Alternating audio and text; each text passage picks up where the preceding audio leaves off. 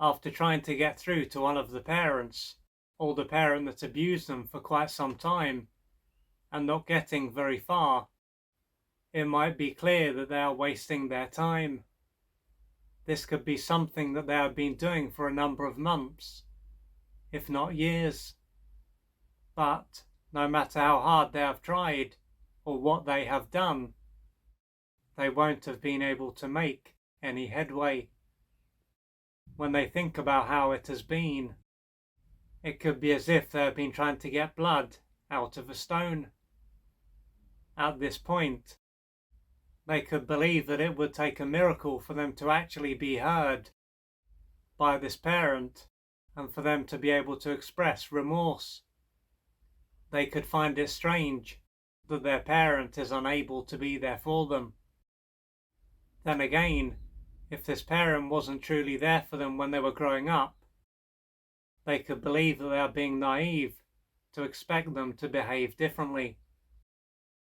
But while this may be the case, they could struggle to understand why their parent can't face reality.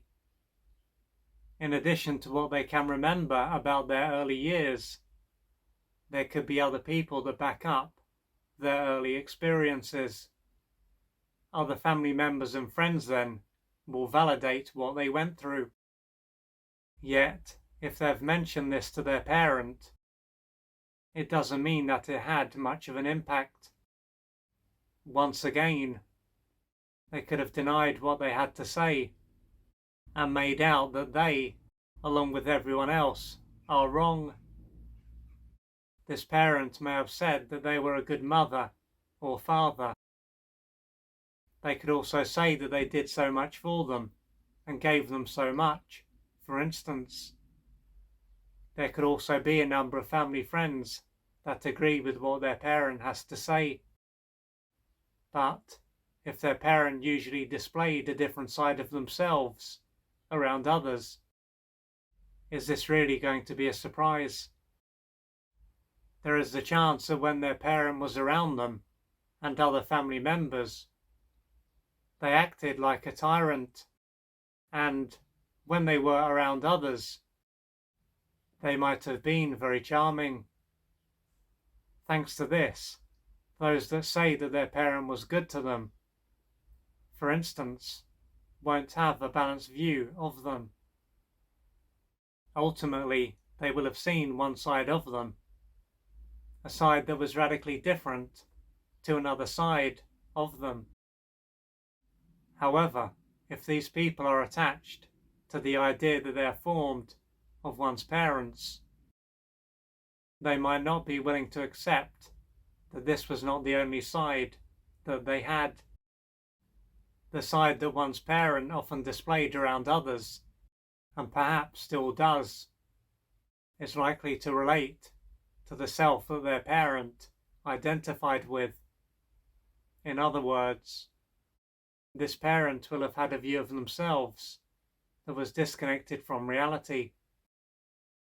Therefore, they were not someone who was an imperfect human being, who had traits that were both good and bad. No, they were perfect. This would have stopped them from being able to have a balanced view of themselves and being able to face reality. Even though they were a human being then, they would have acted as though they were a god. They would then have been able to cause harm and still maintained the lopsided view of themselves. Many, many years will have passed since this stage of their life, but their parent will still have a view of themselves that doesn't match up with reality. This is why they won't be able to acknowledge that they themselves were abusive, as it will go against their elevated view of themselves. When it comes to why they would be this way, it is highly likely that they were also abused during their formative years. If so, this would have been a time when they felt totally worthless and unlovable. To handle this pain, they would have automatically created a disconnected false self. They would then have gone from someone that felt less than others to someone that saw themselves as being more than others. To keep how they really feel at bay, they will need to block out reality. If they were to accept that they were abusive and are not perfect, they might soon come into contact with how they feel. The outcome of this is that they would go from being very high up to falling into a very deep emotional hole. What this illustrates is that their inability to face reality is not a way for them to cause harm. It is a way for them to unknowingly keep it together and function.